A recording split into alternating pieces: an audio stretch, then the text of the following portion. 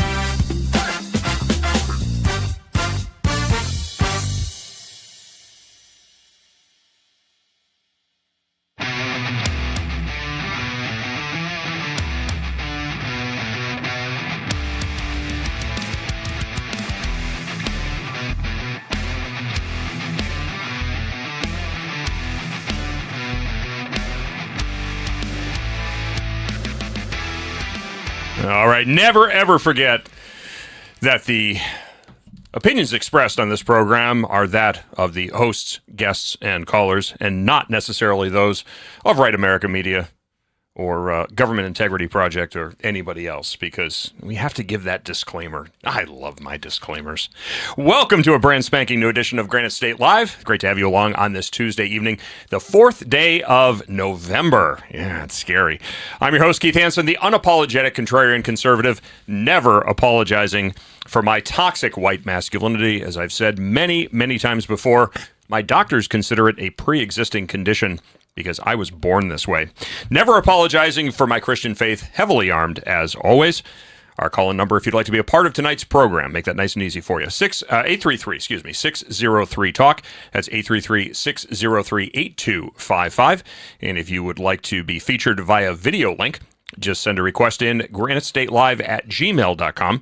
That's granitestatelive@gmail.com. Put the words video link in the subject line, and the production team will zap that out to you lickety-split. Hey everybody, I'm Julian Acer, the Blue Collar Intellectual, and I am here to shatter your preconceived notions, everything you've been lied to about by the mainstream media and your favorite influencers, grifters, pundits, whatever, you name it. They're all liars. Groypers now. Groypers. Groypers. We have to. This. I don't know if Merriam-Webster is going to make a 2025 edition to the dictionary by including a definition for groyper. Would you please, Julian, explain to us what a groyper is? A groyper is a young adult to I want to say Gen Alpha to millennial man, if you can call him that, who is a follower of Nick Fuentes, sits in their mom's basement, thinks, adopts a victim mindset of all the evils that have been done wrong to them because they are straight white men in America, and how it's all a giant conspiracy by the Jews and those evil, evil, dirty black people. So here's the question. Correct me if I'm wrong, but wasn't the Charlie Kirk assassin, didn't he ascribe to certain groyper philosophies? Yeah, but he had groyper. I can't even keep track of all these terms, but he had groyper terminology or groyper references. And this, by the way, if you're keeping score at home, it's Groyper. That's the groyper. So, but he had groyper references on the rifle that he used to shoot Charlie Kirk, if my memory serves me correctly. Can you? Yes, he did. Okay. So does that mean now that Nick Fuentes is somehow, in some way, shape, or form, fomenting a philosophy that could have driven somebody or could have been motivation for somebody to engage in political violence? I'll give you the breakdown really easily. Groypers, or the Groyper Army, are a Christian nationalist and white nationalist loosely defined as followers, fans, or associates of American far-right activist Nick Fuentes. They are named after a variant of Pepe the Frog, an internet meme, which is why they use Pepe the Frog as their their profiles, icons, so on and so forth, and they post it, and that's the source of all the memes. So I'm going to ask if our esteemed producer Juan can possibly pop up an image on the screen of Pepe the Frog at some point. I mean, don't have to do it on demand, but if we can get an image of Pepe the Frog up there, just so that way there people can understand what we're talking about. Basically, the Groypers are a parody of everything that I've warned the right, that there were certain talking points that we have had over the years that if you are low IQ and easily manipulated and you adopt a victim mindset, basically adopt it, where the reason why these people are called the woke right is because they adopt the very same methodology of looking at politics as the left does, that the hyper-racialized, hyper-ideological, hyper-religious view of the world to everything boils down to race and things like that, and the same victim mindset, but then you apply it to right-leaning politics. This is what you get. If you follow those certain talking points to their logical conclusion, this is where you get the far extremes. Now, if you have nuanced conversations and you ditch the talking points, which is something I've always advocated for, is ditching the surface level talking points that aren't conducive to conservative principles of governance and protecting the Constitution of the Republic and the inalienable rights of individuals, life, liberty, and pursuit of happiness. Ditch those talking points and focus on real solutions. You don't have to deal with this shit. So this is Pepe the Frog. If you are a social media hound and you spend a lot of time on the social media corners, why any self-respecting person would do that, I don't know, but I digress. This is Pepe the Frog, so you may see that. And there's a variety of variations of this cartoon image, but this is the reference to the Groyper. And we got to give props to Juan for that, because, man, he just kind of pulled that out of left field. Great job, Juan. Thank you. He is nodding enthusiastically. So, and there's been about a lot of backlash now on Tucker Carlson for having given Nick Fuentes. Tucker seemed to do something that, and we had talked about this last week.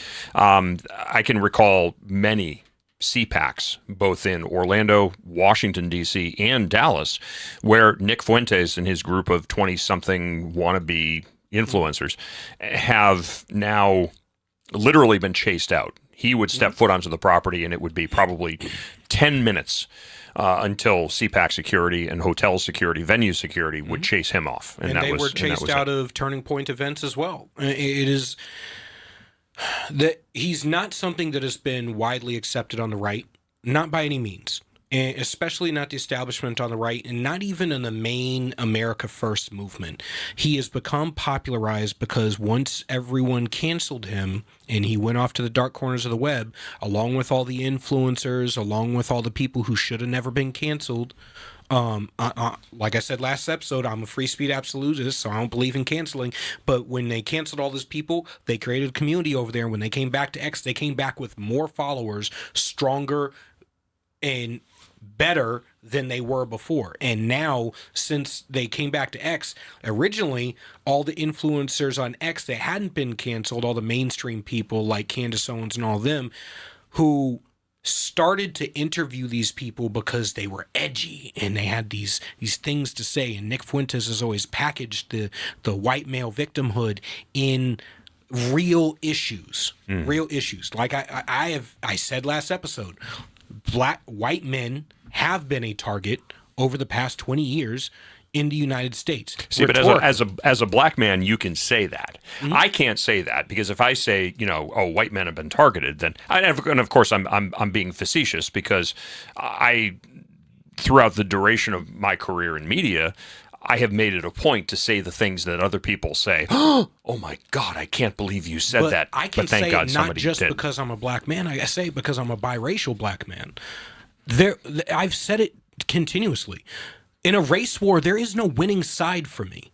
The fact that there's even the idea of a race war doesn't benefit me, doesn't benefit my family, doesn't benefit my children. It just, there is no winning side for me. So as far as I'm concerned, in a race war, everybody's my enemy.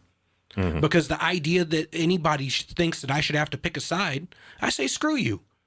Because I'm not going to deny one side of my heritage in favor of the other, nor the other side. Now, the reason I identify as a black man is because when you look at me, you certainly don't look at me and go, God damn, that's a good-looking white guy. He's pretty fly for a white guy. That's not something that ever comes up. I've gotten Hispanic. I've even gotten Arabic. But I sure as hell don't get white. I can see the Arabic more than... Yeah, you should see me when I was in Iraq. There's one point where I couldn't cut my hair for like a month. We were in the middle of nowhere. My hair even broke a set of clippers. We had a set of like wireless clippers that tried to cut my hair. It was horrible. That's great. I looked like TSA should be giving me some extra attention. Well, it's too bad you weren't flying domestically. You would have gotten a lot of that. We did. We actually flew Continental out there until we got to when we got to Ireland, and then when we got to Kuwait is when we started flying military. Okay. But the whole point to this, the Tucker Carlson, the Nick Fuentes interview, the issue is not that Tucker Carlson did it. Because if he did an interview and he challenged Nick Fuentes, that'd be one thing. But he validated. The fact that he gave him an hour and 45 minutes of airtime suggests at least that he's validating. And of course, now there's pictures of the two of them arm in arm. Yeah. And now there's this discussion where Tucker Carlson is actually now responsible for, I love how the blame game, that Tucker Carlson is now responsible for fragmenting MAGA. MAGA was already fragmented. Well, I know that. These were comments. So this is, like I said, this is a conversation that should have been had on the right a long time ago. Nick Fuentes, the dynamic of who he is not new. I just said a long time ago, when it was black people bad, nobody gave a shit on the right. When it became Jews bad in Jewspiracy theories, now all of a sudden everybody gets their panties up in a bunch. I look at the exact same comments in the exact same misuse of statistics, the exact same bastardization of history, and I see the exact same thread and tone of commentary in both. And my thing has always said facts are facts. And you can manipulate them if you want, if you take them out of context. But if you're taking all the data, all the facts for what they are, you can get to solutions. And if you're not talking solutions, your goal isn't actually to solve the problem. It's public masturbation. It's to make yourself feel better. And that's what a lot of this is. A lot of this is. And this is the reason why I don't like blackface Republicans any more than I like Joy Ann Reid or other blackface Democrats. The people who get called to the front stage at CPAC every year to talk about fatherlessness in the black community. Larry Elder is a perfect example of this. Ran a presidential campaign on fatherlessness. And I asked him point blank, did you have a solution for it?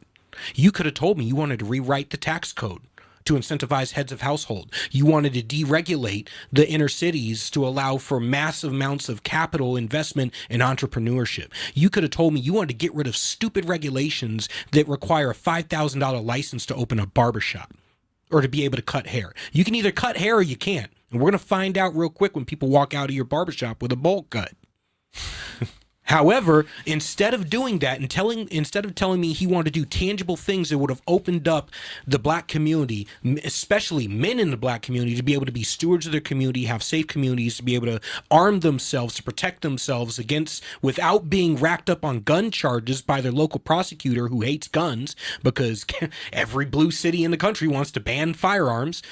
If you had told me you wanted to do stuff to allow those men to be stewards of their communities, to be strong family members, to build strong families, to fix the family court issues, to stop waiting in favor of divorcing because there's a lot of money that flows in and out of divorce attorneys' hands and in and out of the courts and stuff like that. You told me you wanted to fix all of that in order to create an environment that makes it easy to have good, strong, fathered homes. I would have said, good. Good on you, Larry Elder. But instead he goes, no, it needs to be a national conversation. I go, you've been doing this for 15, 20 years talking about fatherless homes, and not once have you provided a solution for fatherless homes other than pull up your pants and turn off that rap music and put down that 40 ounce and get a job and stop being a degenerate. Mind you, that's 50 million black people, half of which are men. You know what we need to do? Not all of us, 63% of black people live in the middle class. Most of us have jobs. Less than 1% are violent criminals. We need to go back in time to the presentation that I did. I'm just pulling it up here. You know exactly where I'm going with this. Yep. Because talking about the Larry Elder issue, all right, we talked about grifters. Yep. And you and I have publicly called out, especially at CPAC, we have called out grifters. And so I've often said the Republican Party is comprised of three things. Number one, those who are desperate to retain their power. Yes. Number two, those who are desperate to retain their rights. And then these are where the grifters come in. Those who are desperate to enrich themselves through the exploitations of the previous two categories. Now, in Tucker Carlson's regard, I liked Tucker Carlson for his ability to call out the establishment on the right. And he did a lot of fantastic interviews when he was with Fox and even when he started his own media company. But you watch him do this little high rise and then all of a sudden he's plummeting. And he's plummeting because he's starting to engage in the ridiculousness. And unfortunately, in this alternative media environment, ridiculousness is what pays. Because it gives you raw engagement. And raw engagement gets you likes, retweets, shares, and subscribership. Because just because people tune in, and here's the problem with engagement being your monitor for whether you're being effective or not. Just because people tune in does not mean what you have to say is valuable. More people watch Jersey Shore and any numerous shows on MTV than watch the History Channel. Who is arguably one of the most successful radio broadcasters? Rush Limbaugh. Take Rush Limbaugh out of the equation. Who's number two? Right now? In the history of broadcasting.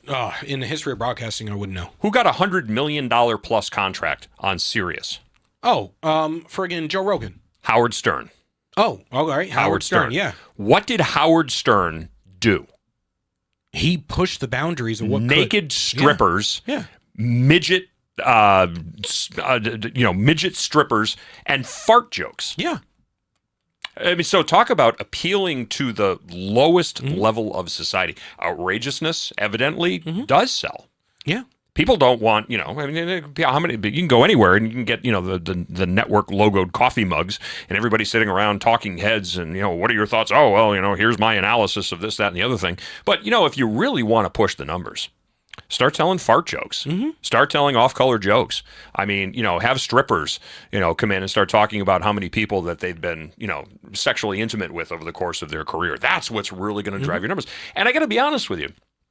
When I started out in radio, I had my producer. Well, the radio show was one, but the TV show that I did in Vermont, that was actually kind of interesting because my executive producer for that show, when we started out, I said, you want me to push the envelope? And he said, yeah, I want you to push the envelope. And I said, well, how far do you want me to go? And he actually said, I don't think I've ever actually disclosed this on air, but he said to me, listen, you know what the forbidden words are. This is FCC. This was on 3 separate broadcast television stations in Vermont. And it was, it was also carried on Comcast and, whatever, Fios and whatever cable network. So we had decent distribution. We had decent numbers, but it was a Vermont-centric show. You know what the forbidden words are. So you know what you can't do. But aside from saying those words that you can't say on air, every time you come in and do the show, try to get yourself fired. And I'm like, wow. I mean, you literally just handed me such. Thank you for taking. The only comparison that I can make is when you go to candlepin bowling and you put the bumpers down to keep your candlepin ball out of the gutter. Thank you. You just literally pulled the bumpers off of this. Yeah, so short of me saying those, and by the way, if you don't know what the forbidden words are, George Carlin does a really good job of highlighting those. These are what the forbidden words are. This is what you can say. Aside from that, come in here every time, try to get yourself fired. That's what we want. Because controversy sells. And when it comes to impressions, when it comes to media, when it comes to, we were from a Nielsen or Arbitron ratings standpoint, we were a one-book market. That meant that rating sweeps were once a year. If you get into New York, Chicago, Miami, Los Angeles, those would be 12-book markets, which they're literally doing rating sweeps once a month. But in a small market, New Hampshire, Southwest Florida, we were a one-book market, and certainly in Vermont, we were a one-book market.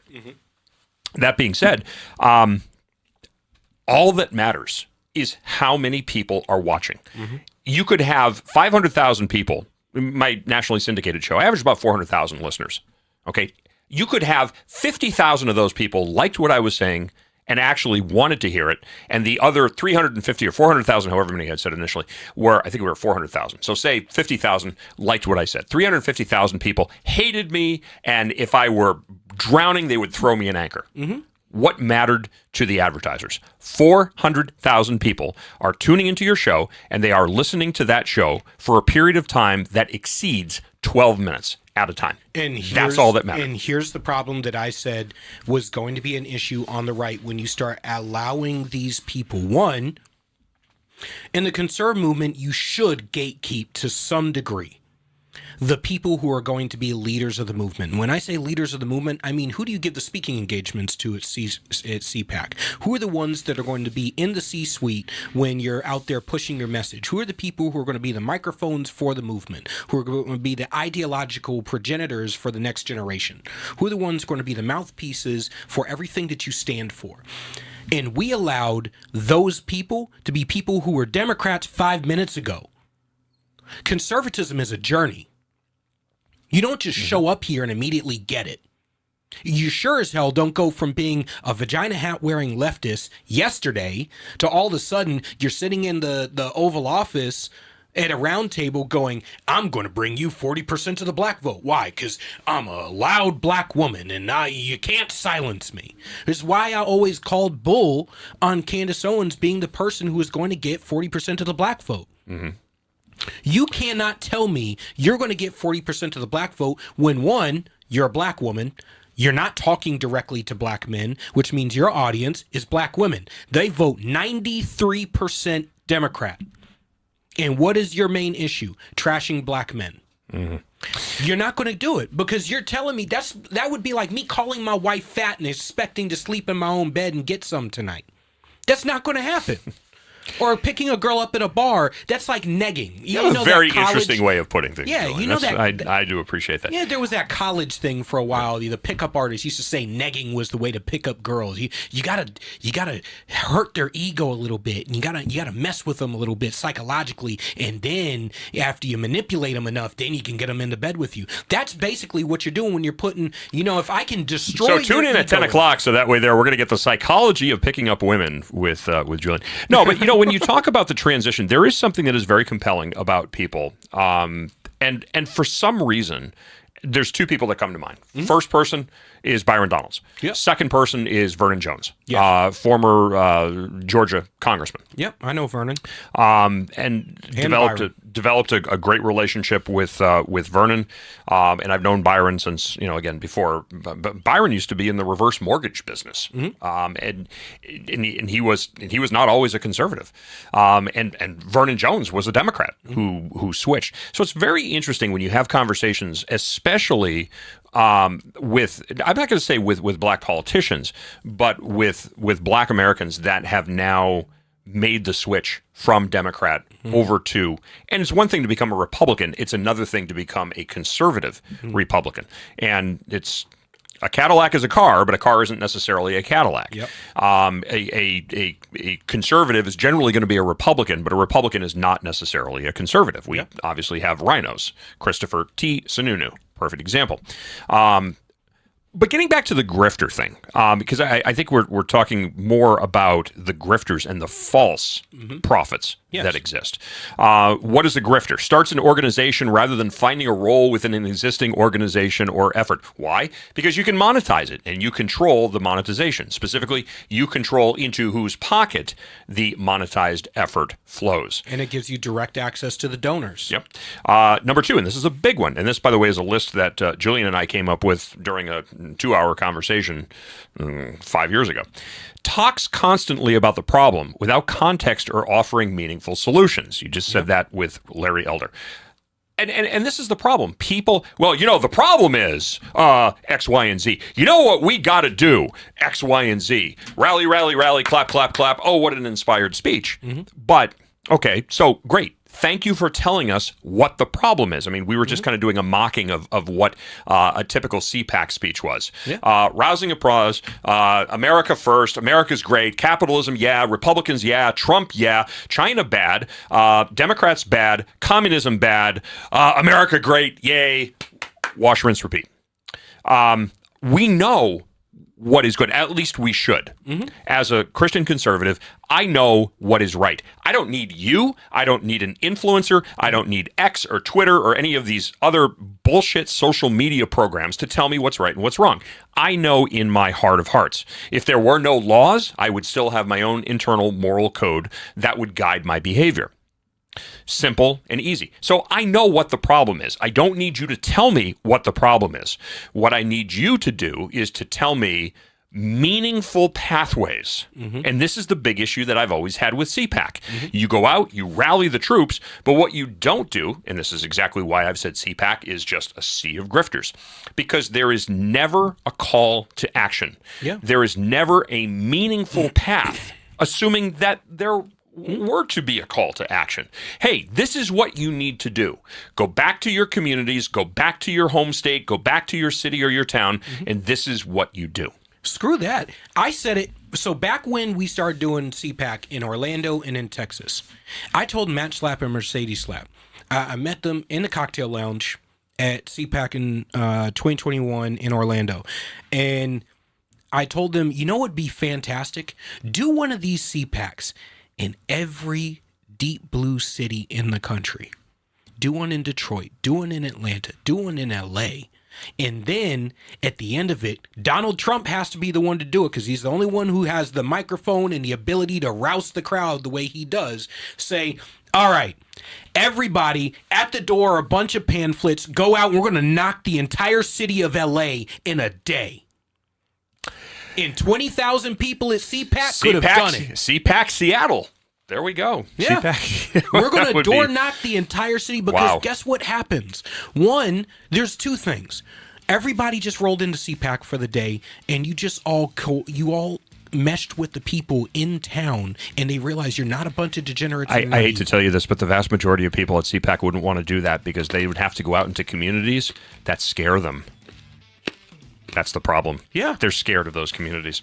All right, you're going to take a quick break. When we come back, Frank Chu, co-chair of Chinese Americans for the Constitution, is going to be joining us to talk about Californians' Prop 50 proposal. That is being voted on today as well, too. Plus, we're going to look at some preliminary poll closures here and see where things stand, especially in New Jersey and Virginia as well. Then coming up at 8 o'clock, Scott Walter, author of Infiltrated, the Ideological Capture of Homelessness Advocacy. We're going to talk about a new report detailing a growing number of organizations in the homelessness policy space that are aligning with radical worldviews. We'll talk about that, and certainly in the context of New Hampshire's capital city, when Granite State Live continues. Don't go away.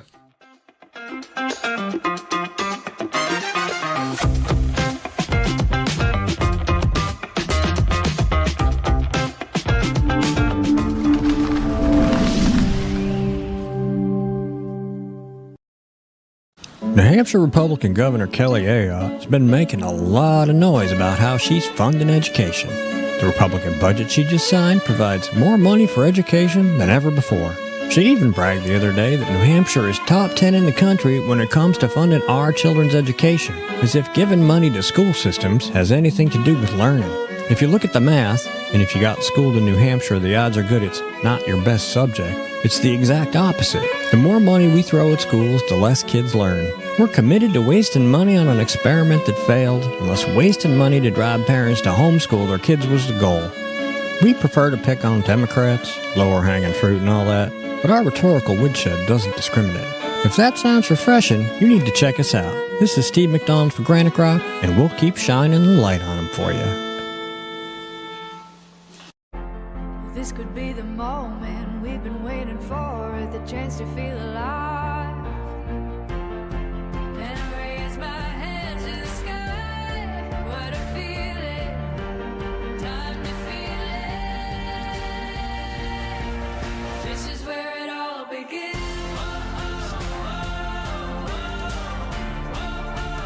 This is where it all begins. How do you know when you've made the right decision? It's the feeling you get in your gut. The one that tells you what's right or wrong. It's the one that says, sure, I can have a drink. Or the feeling that says, okay, I've been drinking. Now what? It's the voice inside you that says, I'm buzzed. Better leave the car when it's time to go. Plan ahead.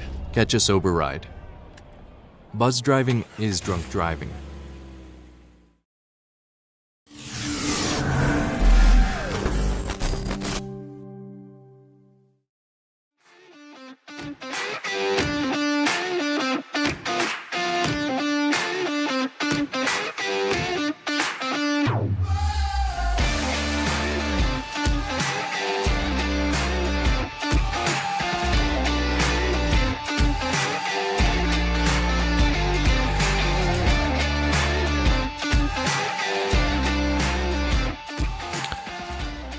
I don't know if you happen to catch that live video of Times Square or not. They had the breakdancer in the center. Did you know that I actually won third place in a New England breakdancing competition about 15 years ago? No. Yeah, neither did I. I didn't. I just totally made that up. But hey, could you picture me breakdancing?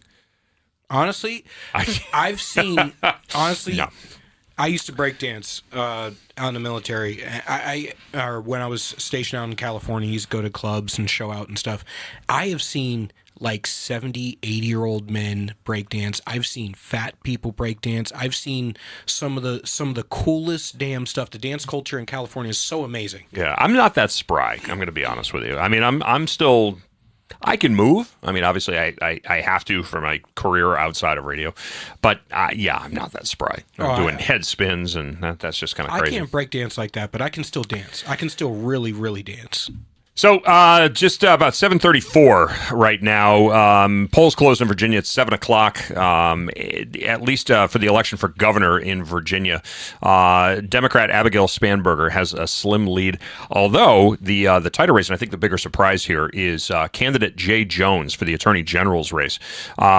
Jay Jones, the Democrat candidate for Attorney General, not performing as well as what people are thinking. And I think that's one of the two major. I mean, obviously the New Jersey gubernatorial race, Jack Citarelli versus Democrat nominee Mikey Sherrill, and you know, New Jersey they've had an interesting track record with Republicans, but I think that the two biggest things are going to be the Jay Jones Attorney General race, and that's primarily because that race has become a referendum on the acceptability of political candidates and political incumbents espousing political violence.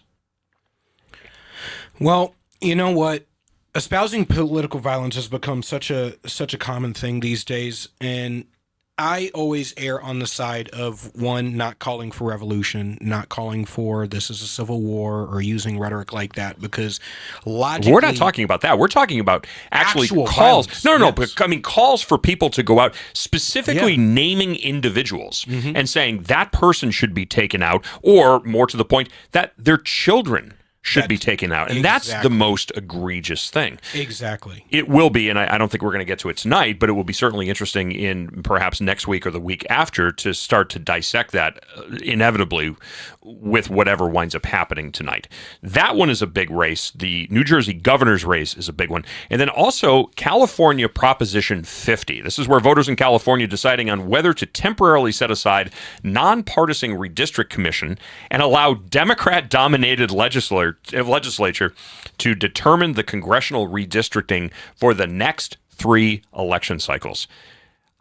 There's nothing to see here. No, I mean, talk about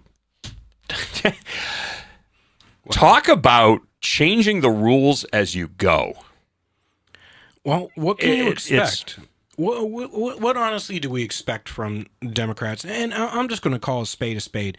Both parties like to manipulate redistricting and gerrymandering and stuff for their own benefit. But the way they've done it in California, you know, they used to apportion their electoral votes similar to Maine prior to Reagan being elected, and then they got rid of that real fast. But the problem is that and you'll notice, and I've actually been called out for this. Well, you know, you pronounce it incorrectly. It's Democratic Party. No, I don't call them the Democratic Party. I call them the Democrat Party because there's nothing democratic about it. Kamala Harris was not democratically selected to be the face of the party going up against Donald Trump. Yep. she was installed. And more to the point, yes, redistricting is a game that is played by both Democrats and Republicans. Yep. Republicans do it because they recognize, I think, that if the Democrats are permitted to have control of the redistricting process, and we saw this in 2010 in the state of Vermont. The Democrats controlled the redistricting initiative in the Green Mountain State. As a result of that, you will never, ever see a Republican ever elected to a prominent position. Now, people say, well, I mean, you got Phil Scott. He's the governor. So how can you possibly say that, Keith? I just invalidated your argument. No, because Phil Scott can do whatever he wants to do as a governor, but because the supermajority is held by the progressives, I mean, and we're talking like that's a legitimate political party in Vermont, the Progressive Party, because so many of those seats are held by hardcore leftist Democrats and progressives that Phil Scott can veto whatever he wants to veto, but they have the numbers to ensure a gubernatorial veto override. Yep. And that's exactly what this is about. California Proposition 50 is not about fairness. California Proposition 50 is stacking the deck. Democrats want to do it with the Supreme Court. Oh, we're not happy with the current split, so we want to make sure that we stack the deck so it's always in our favor. And that's exactly what California Proposition 50 is about. We have to stack the deck in our favor so that way we guarantee our wins. And once we win, we are going to continue to rig the system to ensure that we never lose ever again. That is not democratic. That is tyrannical. Well, you know what? We have a guest. We do, and we're going to pull him right now. Frank Chu, co-chair of Chinese Americans for the Constitution. He's been actively engaged in California politics and policy advocacy since 2013, and he has co-founded several influential state and local organizations like the San Diego Asian Americans for Equality and the Californians for Equal Rights Foundation. Frank, thank you so much for joining us. Welcome to the program. Frank, you there? We can see you. All right, we seem to have. We're going to work on that audio issue here, and we're going to get you right back on, Frank. Juan, if you could just let us know as soon as he's good to go and he's back on there. It'll be interesting to see whether or not Californians have learned their lessons. I don't think they have. But here's the real issue. California knows that if the Trump administration is successful, with everything they plan to do, they will not be able to apportion, and because one of the big things is to challenging apportionment based in using illegal immigrants for apportionment, raw population as opposed to American citizens, something I think we should seriously consider, because I don't believe that we should be allowing apportionment based on a state that will allow unfettered millions into the state to take the place of the millions that are leaving the state to escape to red states. That would certainly help them. Frank Chu, welcome back. I think we've got the audio issue fixed. Thank you for joining us, sir. Thank you, Keith, for having me. So, I mean, preliminarily, I mean, obviously it's 7:40 the Eastern time here. You're 3 hours behind us. So your polls aren't going to close for a while here. What's the finger on the pulse in California right now? Is this thing going to pass, or is this going to go down in the history books as a near miss? Well, the latest polls don't look good. Governor Newsom has may push this proposition through. They basically use the emotion for the California voters and just try to tape the proposition with President Trump. So many voters were just indoctrinated and may vote yes, unfortunately. You bring up a key point there, Frank, which is the emotions of the voters. Unscrupulous politicians, and I'm going to say this is as an equal opportunity excoriator. I'm going to call out both parties on this, that both Democrats and Republicans have learned how to weaponize and monetize the emotions of, let's just be honest, low intelligence voters. You have people out there who couldn't tell you anything about civics. They probably couldn't even tell you, and I know because I've done this with my own radio show audience, they can't tell you what form of government we have. They still think we live in a democracy. And these people are being permitted to vote on matters that affect an awful lot of people, not just them. Yeah, and for some immigrants, it's even some Asian immigrants, they cannot speak English quite well, and they just bus them to the voting polls and ask them to vote yes on Proposition 50. And what they told these non-English speaking immigrants are, hey, if you vote yes on Proposition 50, then you will get some, you will keep your benefit. And that's totally non-logical. And those voters just buy it. So it's unbelievable.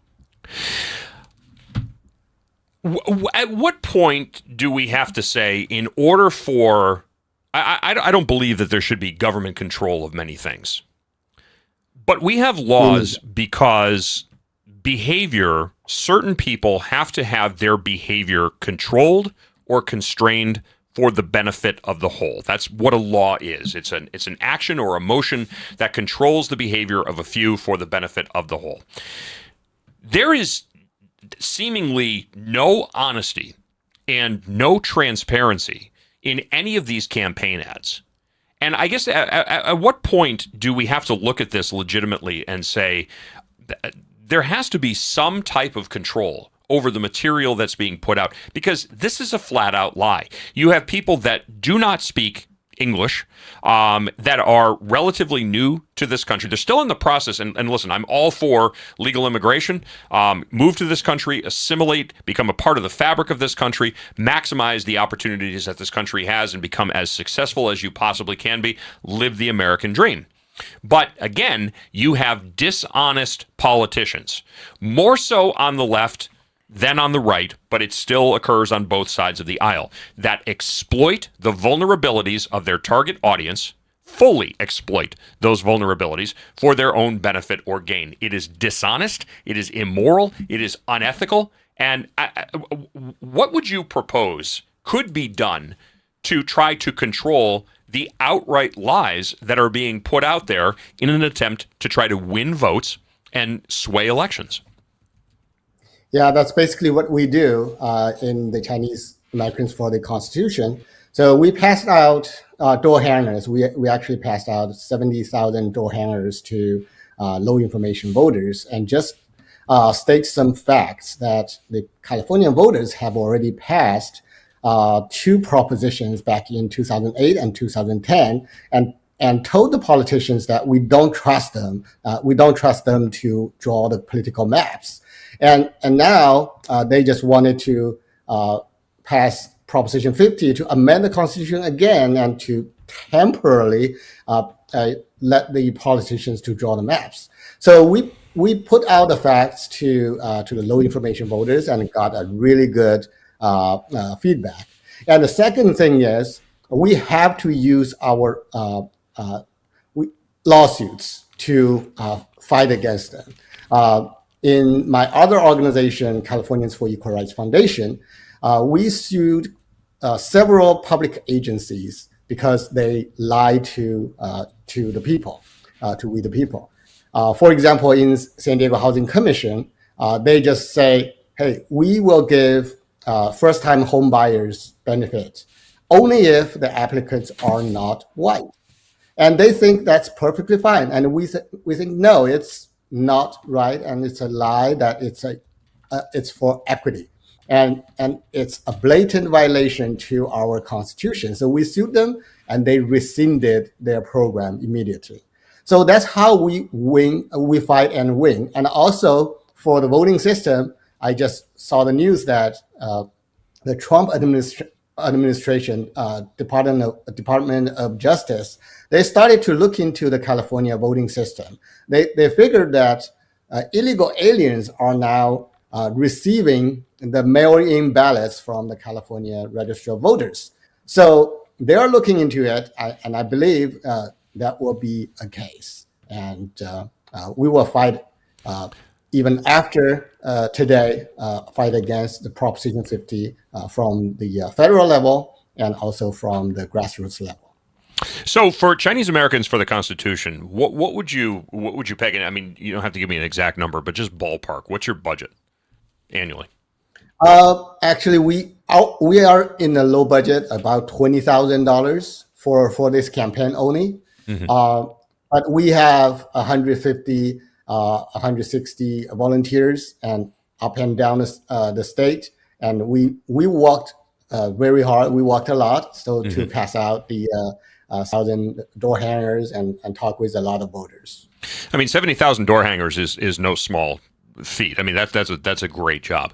I guess the question is now, if you juxtapose your $20,000 or $25,000 budget, how much money has been donated or has flowed into the state of California, courtesy of George Soros and the multitude of social justice organizations that are directly funded by Soros money? What would you peg, or what have you heard that amount to be? As far as I heard, George Soros directly funded the Yes on 50 campaign about $20 million. And for the entire Yes campaign, they got more than, I believe, more than, I believe it's about, I'm sorry, I don't have the number right away, but it's a big number, and definitely we are outspent it. But nevertheless, we will fight as much as we can. Mm-hmm. I mean, that's all you can do. You can fight, through what you're doing, which is that community outreach, door knockers, actually getting out into the community and having conversations with people. But I mean, that's a pretty. The only thing I can think of, truthfully, is the David and Goliath reference. $20,000 up against, and I mean, I've heard numbers that have spanned anywhere from 20 to even 35, as high as $35 million. That's coming in. Now, money doesn't always guarantee the win. We know that. But the ground game, from the grassroots perspective, has to be absolutely sharp. It has to be on point, and it has to maximize those little battle wins. Otherwise, I mean, the odds are stacked against you, and then you wind up having to spend all of your time and all of your money now filing lawsuits that, again, when we start to talk about federal courts, when you're looking at judges that have been appointed by Democrat presidents, or sympathizers of a left progressive agenda, this is where, I mean, you can fight the most well thought out, most articulate court case, and somebody's going to look at it and go, yeah, awesome effort, but now I'm going to rule against it and dismiss it or award to the opposing side. So this is a pretty significant situation and a serious situation that you're facing in California, and unfortunately, it spills over. Yeah. And just one thing to add on that we are not the only campaign committee opposing Proposition 50. California Republican parties are spending money as well. They talk with the Republican voters, and our job is to talk with low information voters, independents, Chinese immigrants. So I think that's something that we have to be clear. And even though with the Republicans' money, we are still outspent. But we just try our best to use this opportunity to educate the California voters and let them know that the radical left ideologies should not be the answer, and the power grab should not be the normal situation that should be approved by the voters in a democratic country. So I always compare this proposition to Chinese Xi Jinping's amending constitution to eliminate the term limit. And it looks like it's all right to eliminating the term limit, but it's not. It will eventually erodes the society, and it will gives the Xi Jinping the unlimited term, and he will become the dictator. And I hate to say that if nobody stops California, it will goes on that route to, just like you said, being a tyrannic state in the nation, which is not good. One thing that I've seen consistent across the country, and this definitely holds, I lived out in California for a decent amount of time. One thing that I've constantly warned people is that when you don't have any incentive to change or moderate your behavior or look in the mirror and improve, meaning, one party consistent rule over any area, and it doesn't matter which party, you're going to trend towards the extreme. California has trended, because they have such consistent one party rule within the state, so far towards the extreme that now they're talking about the obscene being made into law. The people of California need to wake up and need to understand that how they've been governed for the past 20, 30 years has led them to where they are. And I pray to God that the California GOP makes a massive shift towards not just explaining how bad the Democrats have left California, but actually proposing real solutions as an alternative, and not leaving these deep blue areas up for grabs. You don't leave a little bit of cancer left. You root out all of it. Yeah, I totally agree. So we are going to fight, from the legal side and from the state legislation, and also from education. The leftist right now controls the media and the education, so they completely rewrote the American history, rewrite what we are experiencing, and to their narratives. So when they control the narrative, their dictatorship is hard to destroy. So that's what we are working on as well, on education and on media. So try our best to voice our opposition, and especially to educate our next generations. One question that actually just came in here from a viewer. Does the cultural, if you're dealing with people specifically from China, Chinese immigrants, is the divide that exists between the Chinese Communist government and its population, does that affect the willingness of Chinese immigrants who are now in California? Does that affect or negatively impact their willingness, their desire, or their perceived ability to get involved in the process? I will not say they have a negative impact, but it's not the pressure from the Chinese Communist Party itself, but it's the pressure from the society. Because of the past pressure from the Chinese Communist Party, and we didn't. Many of us didn't establish the habit to get involved into the public lives, and to sacrifice our times and energy and money to for public good. So I think this is an issue, and that's what also we are working for. And I believe only God can change us. So I really amen that only God can transform us, so that we can fight for God, not just for one ethnicity or one race. We fight for God. And I appreciate the clarification on that, Frank, because, I wasn't implying that it was the Chinese that were having an influence here. I guess the way I would have worded it is, were they habitualized, or did they get into the mindset, well, we don't get involved in politics, so in coming to the United States, that just the habit of not getting involved in politics has carried over here, where it's not instinctive or instinctual for them to now go out and start to involve themselves in politics, either on a local level or on a state level.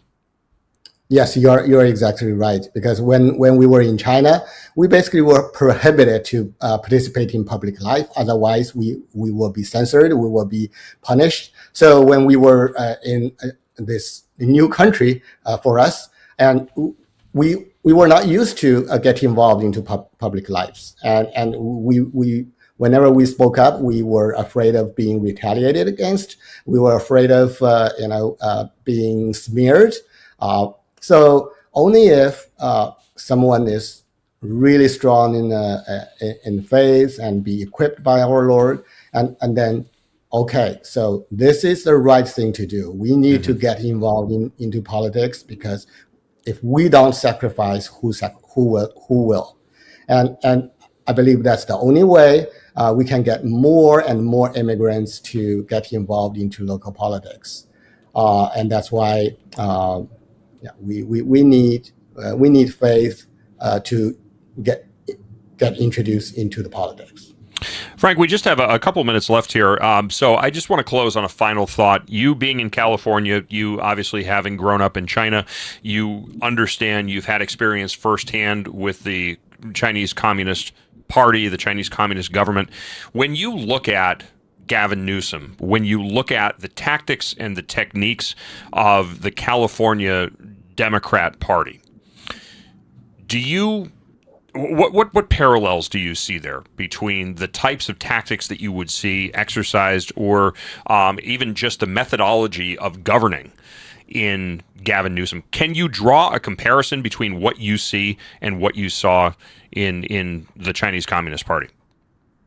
Yeah, first of all, big government. The Governor Newsom wants to control everything, and he wants to eliminate anything about local control, and which is directly equals to what Chinese Communist Party wants to do. That's a dictatorship. And California controls the media and censors most of the opposition voice, and also they controls the education and starts to indoctrinate our next generations. So these three areas are very scary to me. So it's very much like what happens in China.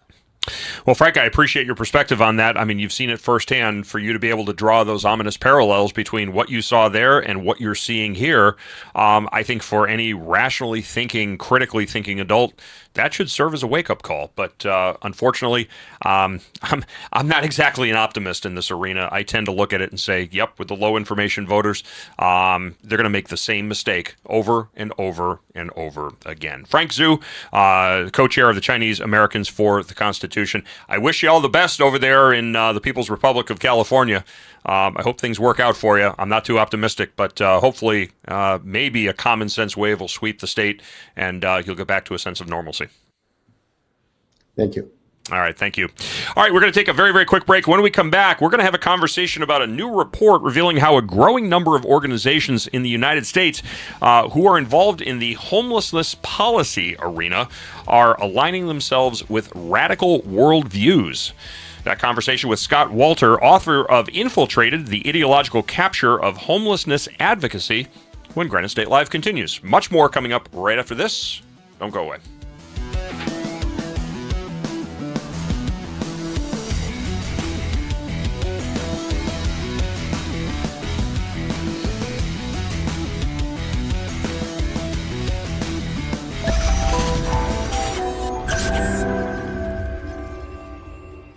New Hampshire Republican Governor Kelly Ayotte has been making a lot of noise about how she's funding education. The Republican budget she just signed provides more money for education than ever before. She even bragged the other day that New Hampshire is top 10 in the country when it comes to funding our children's education, as if giving money to school systems has anything to do with learning.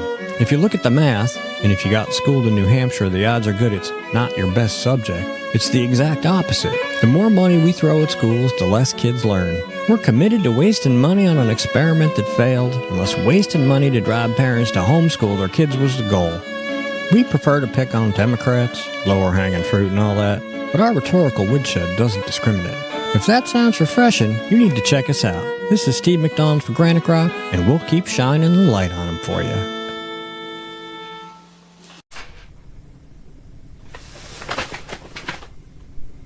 Unleashing your humble alpha is the key factor to unlocking profound leadership, unshakable confidence, clarity of purpose, and the quality of life you dream of. As combat veterans and military leaders Stephen Kuhn and Lane Balone decode how you can master your life, conquer everything that stands in your way, improve your ability to cope with stress, and run toward greatness. You can find Unleash Your Humble Alpha on Amazon. This could be the moment we've been waiting for, the chance to feel alive. And I raise my hand to the sky. What a feeling. Time to feel it. This is where it all begins.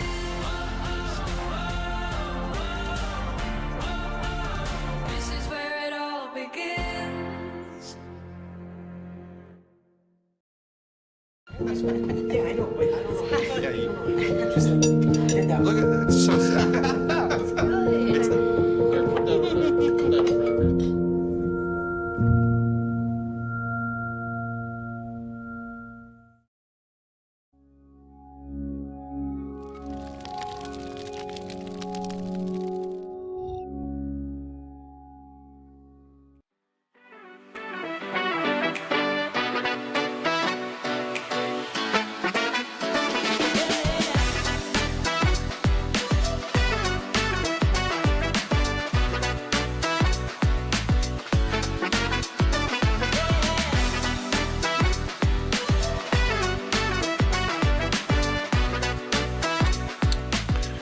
Welcome back to I say a brand spanking new edition, but every edition is a brand spanking new edition here at Granite State Live. Hour number 2. Great to have you along on this Tuesday evening, the 4th day of November 2025.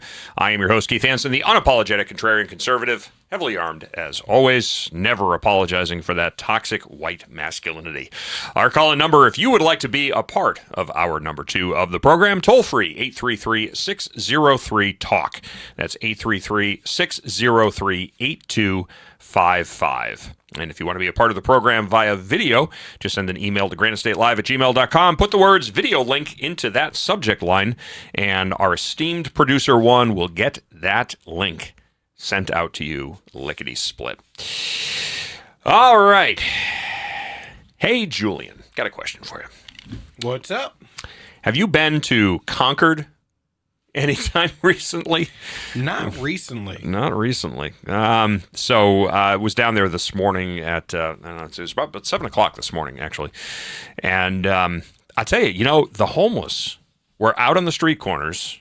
I guess because, that's evidently that's prime time, right? You got all the commuters and everybody rolling through. So out there working the street corners. And it's unbelievable. My wife, I don't want her going to Concord without her firearm. I wouldn't go into Concord without my firearm. It has become an absolute cesspool. Mm-hmm. It has become an absolute wasteland of homeless junkies. And there was an article that just popped up yesterday. There was a murder at a homeless encampment, and in the logical progression of articles that comes out here. Now, the newest one, Concord residents and officials seek answers after shooting at a homeless encampment. Concerns are growing in Concord after another shooting near a homeless camp, this time leaving a woman dead. The Attorney General's office said 37-year-old Jillian Collins of Concord was killed sometime between October 29th and October 31st near a homeless encampment. Quote, "First of all, and most importantly, there's no danger to the immediate community," said Associate Attorney General Tom Velarde. "We also want to remind folks that unhoused people are no more or less violent than anyone else. This is a terrible tragedy to have occurred in the homeless community." Unhoused people. Well, that's that's the new progressive buzzword. We can't call them bums. It used to be you're a bum. You slept on a park bench, you were a bum. You drank out of a bottle with a brown paper bag, you were a bum. Well, but you can't say that anymore. That's mean. It offends people's delicate sensitivities. I lost everything at one point. I ended up homeless. I don't begrudge people for ending up homeless if you're not trying to stay like that. That makes you a vagrant. If you're making the choice to be like that. No, and I no, I mean, this is nothing against a person who, through no fault of their own, finds themselves down and out. Mm-hmm. But I think and it's not a question that I think. I mean, this is established for many of these people. This is a way of life. If they had an option, they would continue to do whatever it is. This is Maslow's hierarchy of needs. But when your need is to shoot junk into your arm or put a substance in your nose or to drink it, and the drive to obtain those substances trumps the desire for anything else, food, or even for shelter. I'll live in a cardboard box as long as I get my fix.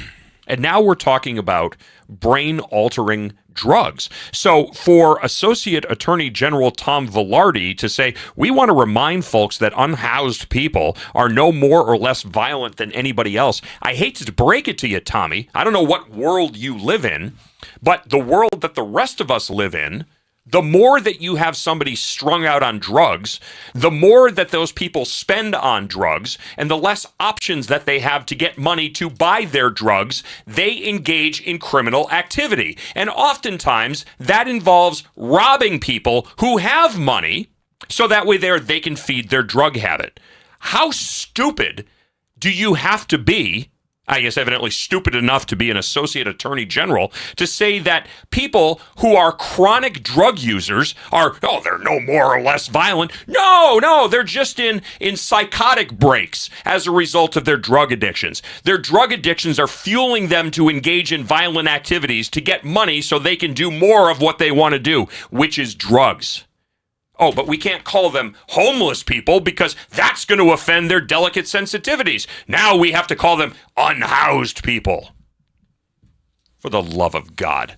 But you know what? This is not just a problem in Concord. This is not just a problem in Manchester. This is not just a problem in Nashua. This is a problem across the country.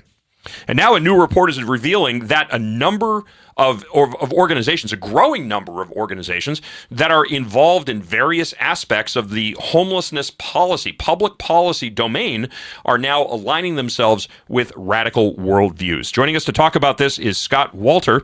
He's the author of Arabella, Dark Money Network of Leftist Billionaires Secretly Transforming America. He's the president of Capital Research Center, serving time in the George W. Bush administration as special assistant to the president for domestic policy, and was the vice president at the Philanthropy Roundtable, editing Philanthropy Magazine and producing donor guidebooks on age of the poor, public policy research, and other topics. You're a perfect person to talk about this, man. Welcome to the program. Great to be with you. I hope I didn't scare you off there by my opening impassioned rant. But again, when I have somebody sitting in their ivory white tower telling everybody, there's nothing to see here and don't worry about it, and you don't have to worry about your own personal safety because these people aren't going to hurt you. They're just going to go around and shoot other homeless people. To me, I call bullshit on that. Your thoughts? I agree. And the last time I was in Seattle, I was having a meal, and the waitress warned me, now 1 block over, you don't want to go there. It's really dangerous. And by the way, you need to understand that if you walk through a fentanyl cloud, you can OD. Oh, well, that's good to know. Obviously, things are going really swell right here. I don't mean to chuckle, but just pro tip. Hey, don't walk through any strange clouds because you never know. You might just drop dead from a fentanyl overdose. But this is not an anomaly. This is becoming the norm, not the exception to the norm. Why is that? Human beings can only be so stupid on their own, but with bad ideas, there's no limit to how foolish they can be. So there are 2 ideas in the homeless industrial complex that have become very powerful, conventional wisdom. The first is housing first, right? Which is the notion that, those people you were talking about, if you just shove them in some government housing, man, their problems will be gone. That schizophrenia, that fentanyl addiction won't be a problem anymore. And then the other bad idea is something called harm reduction.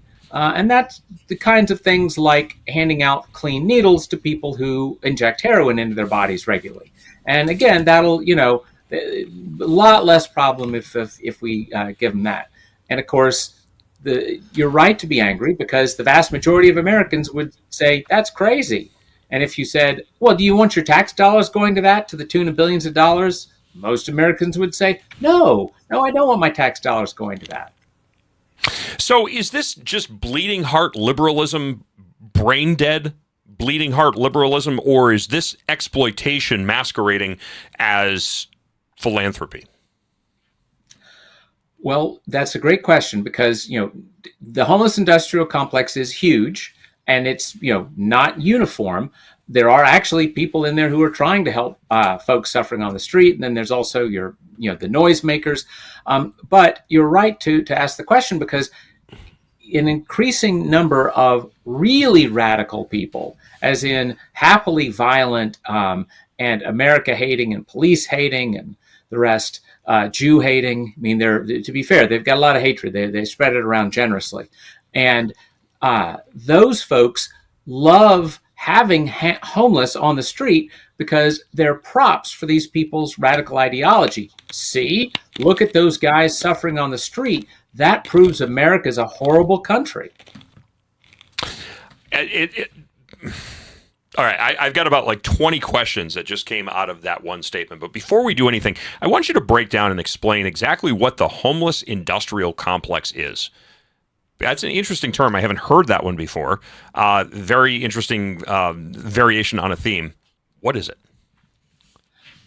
Well, the true expert for that would be Christopher Rufo, who was nice enough to do an introduction for the report of ours you referenced earlier. I'm pretty sure he's the one who originally coined it because he's very savagely sharp at marketing. But the general idea is billions and billions of dollars go into hundreds and hundreds of nonprofit groups all over the country claiming that they're going to solve the homelessness problem or that they deeply care and they're going to make these people's lives better and the rest. But as we've been saying, all too often they don't remotely make people's lives better.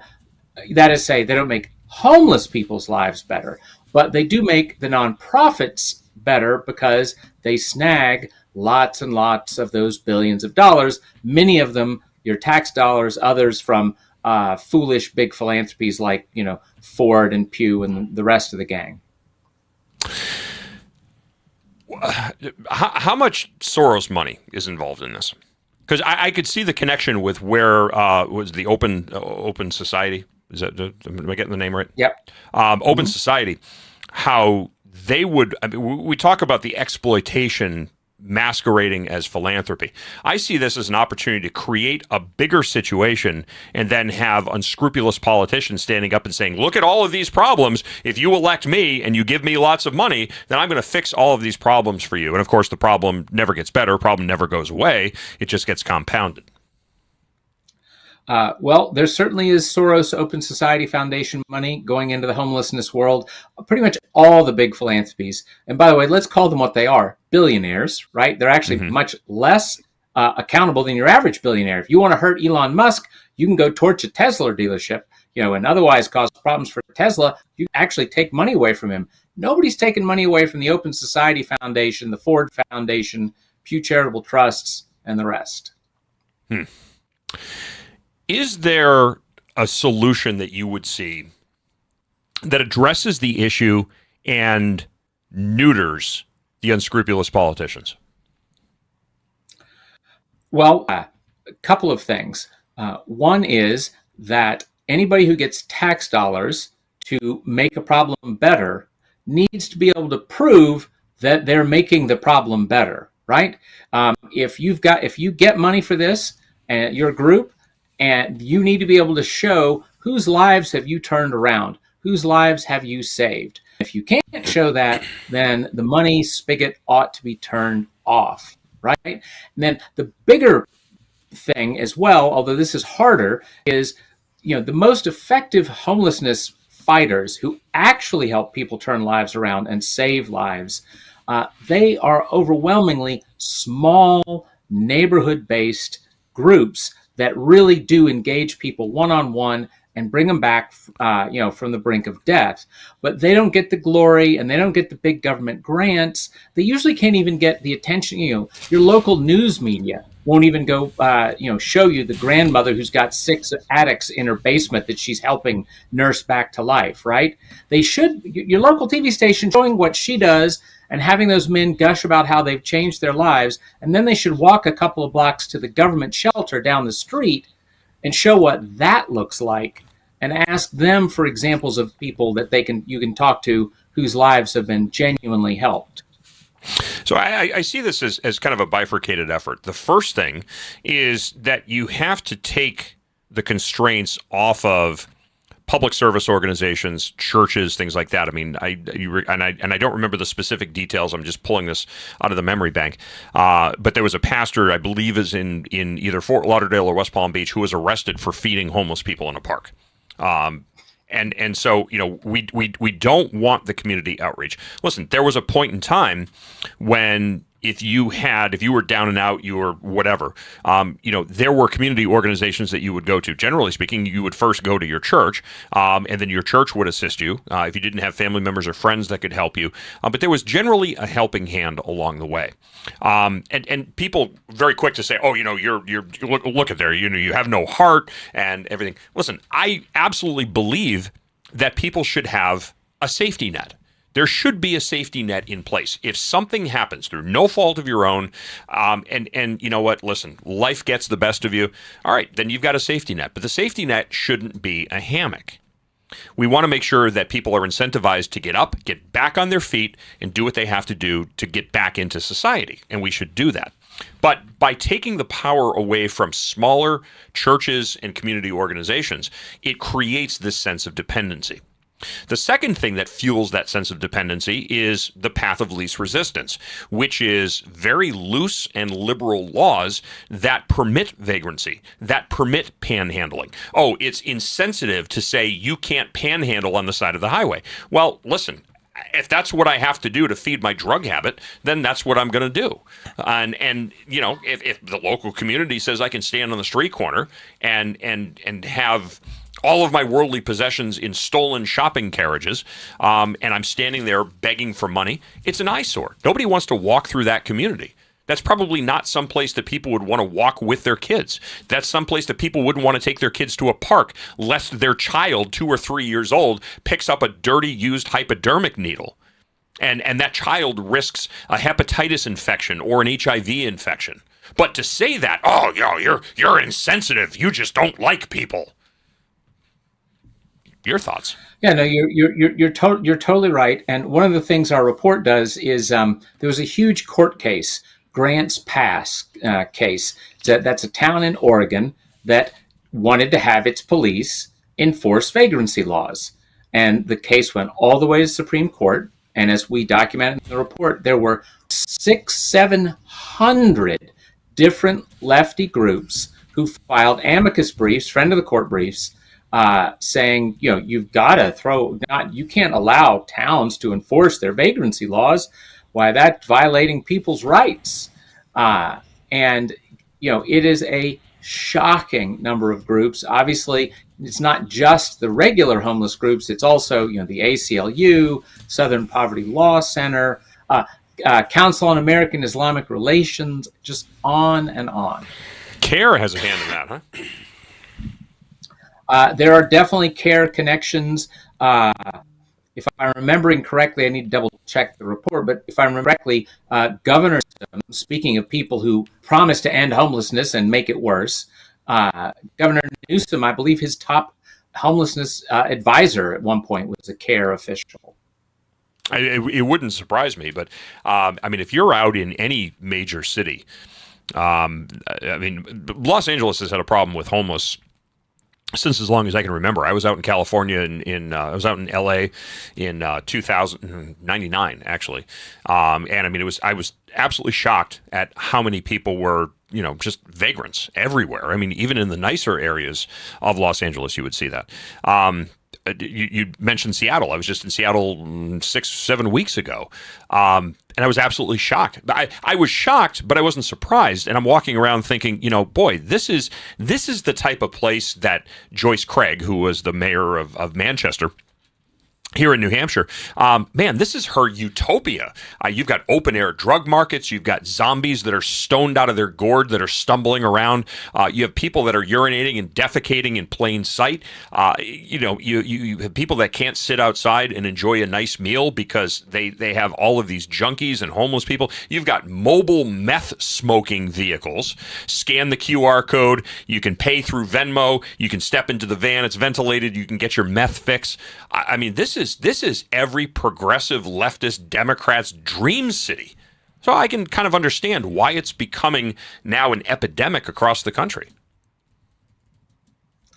No, exactly. It's really awful. And I am old enough to remember when big city mayors of both parties didn't tolerate law breaking in their streets. They didn't have an Antifa problem. They didn't have a meth truck problem. The fact that we're even talking about a meth truck, for crying out loud, Scott, you can't make this stuff up. Only in America could you get, you get your drugs on delivery from the government. Yeah. People often liken it, Scott, as a pendulum. It's got to swing one way. Sooner or later, it's going to reach that terminal velocity. It's going to stop, and then it's going to swing back. Do we see, just as the natural ebb and flow of socioeconomic politics, do we see this getting better on its own ever? Or is this something that is just going to become worse and worse and worse and worse until Main Street USA starts to look like Port-au-Prince, Haiti?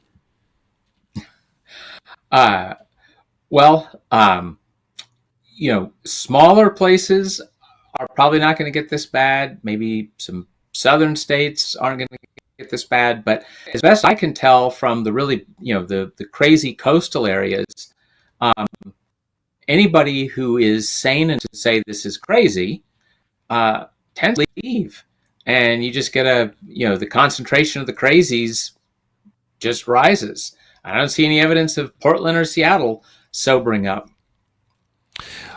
It would take a major shift in the politics of those states, to be honest. But I mean, even then, I think one of the biggest issues is that if you're actually able to gain some ground, say, in the judicial realm, that as soon as you have a new administration, everything can be virtually overridden or undone with the stroke of a pen. And I think that's unfortunately where we've gotten to in our political system today, where it's immediately upon taking office, the responsibility is to undo the actions of the previous administration that we don't like. And it's this never-ending battle of I got you last. And the problem is nobody wins.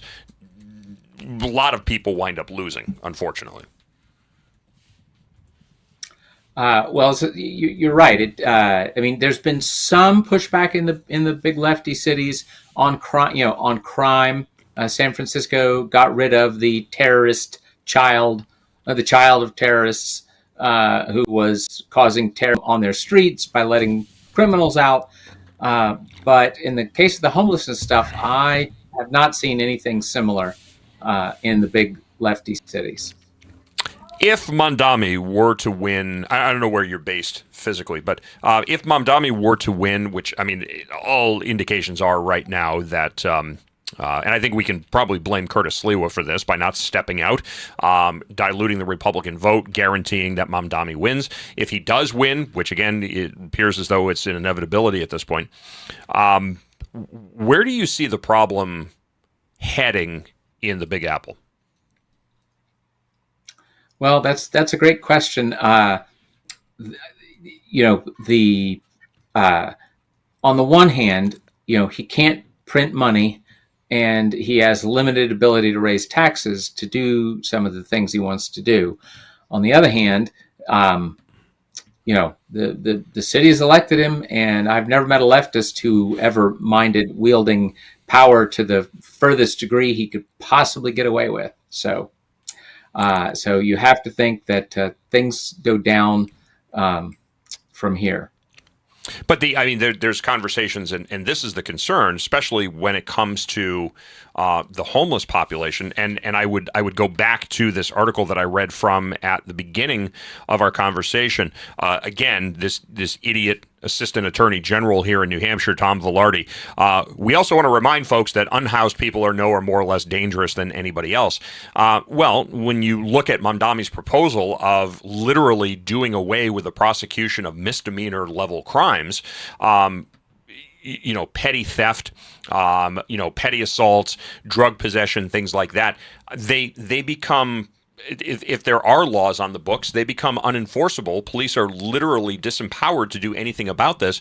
And so it literally becomes now the normalization of crime.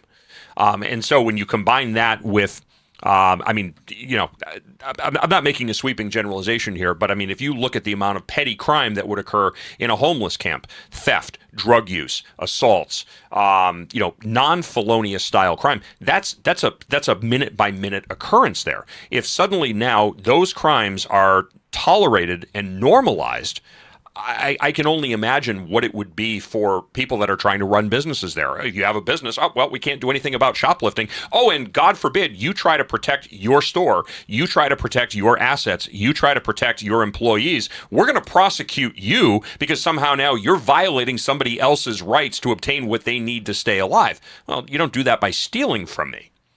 But that becomes normalized. That becomes acceptable. That becomes par for the course when you have people like Mamdami that are controlling ultimately what the City of New York Police Department is permitted to respond and interact with the public over. That's the concern. No, exactly. It's you're going to drive those small businesses, the sort of folks who run those small businesses. They're going to give up. They're going to leave because it's going to be impossible. And we remember what happened to the bodega owner, who defended his property and defended his own life, and suddenly now he becomes the criminal.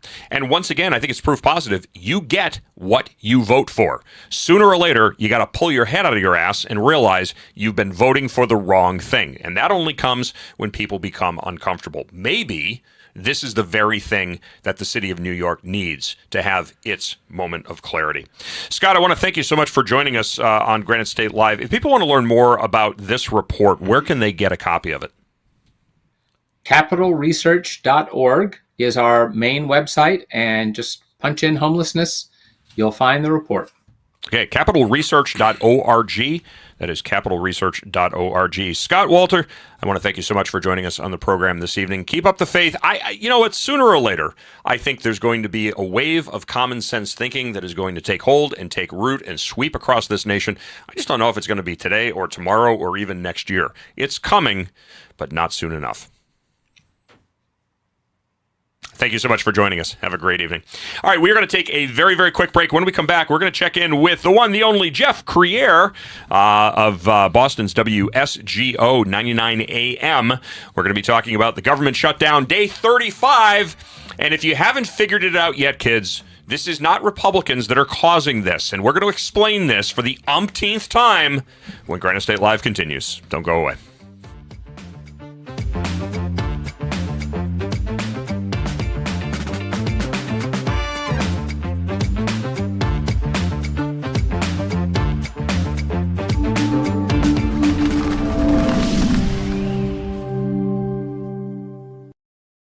United We Stand. A Marine's Fight, written by Marine Corps veteran Julian Essiard. This book examines the deepening fractures in our nation, political division, government overreach, and a fading sense of shared responsibility, and offers a battle-tested path forward. A Marine's Fight is a bold and urgent call to action for every American who believes in the founding ideals of our republic. United We Stand. A Marine's Fight can be purchased on Amazon. I'm Chris Jakomick. I served in the United States Air Force and I deployed 3 times. So in 2017, I was serving as an Air Force First Sergeant. Our motto in that role is "My job is people, everyone is my business." But unfortunately in that year, I would lose my own brother, Lance Corporal Adam Jakomick, to suicide. The majority of veteran suicides are from guns. I store my weapons securely, not only for myself, but for my family. My service never stops.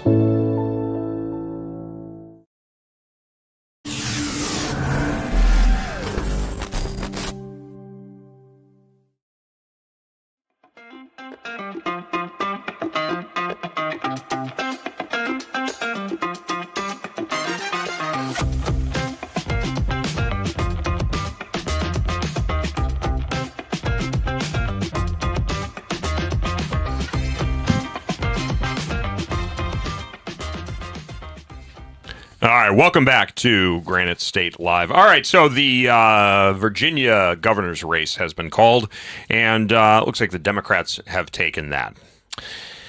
So we were just talking about this off air here. One, pop your little mic down there and share your thoughts about what just happened there, as far as Republicans go. What'd you say? For the night so far? Yeah, well, no, you said who is the best friend of the Democrat Party? Oh, we are. Yeah, the Republicans. The Republicans. Yeah. I don't know if this is going to wind up becoming a referendum on Trump. It's not. Perhaps. There's no way. No. You're talking about blue states. Yeah. For the most part, right? I don't think of Virginia as a blue state, though, and that's the problem. It switches back and forth, especially with the federal government right there. 60. I was just looking at some numbers. 67% of the federal employees were voting for the Democrat. Mm-hmm. Only 33% were voting for the Republican. Yeah, I guess when you put it in that perspective, I can see that, but I don't think, when I think southern states, man, I just don't think blue. I mean, even Virginia, even West Virginia, if you want to call that southern, but you think about family values in even West Virginia. You think about what's important. It just doesn't. It just seems like if you had a group of pink and blue-haired, Karens screaming about social justice issues, you would get a lot of Southerners that would be like, you've got about 15 seconds to get the hell off my property, and 14 of them are already gone. Let's move it along. I'm sorry, but it's like saying New York. You got New York City, blue, and then the rest is red. It's still a blue state.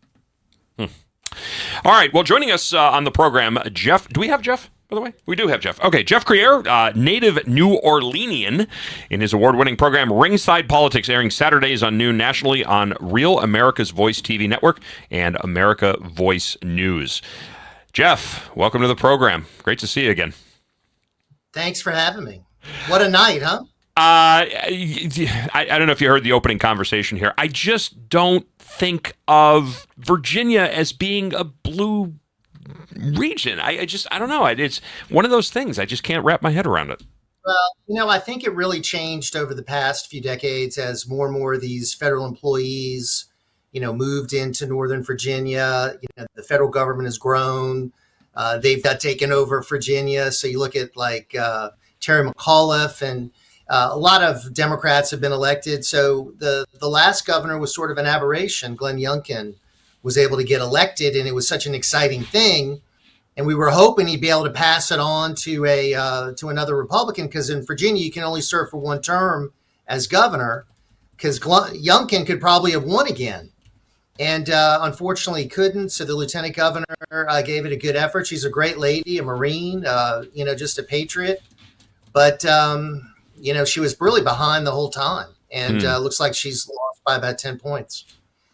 So the other one here is the New Jersey gubernatorial race. I don't know if they've called that. I know it's 8 o'clock. After 8 o'clock now, the polls have closed.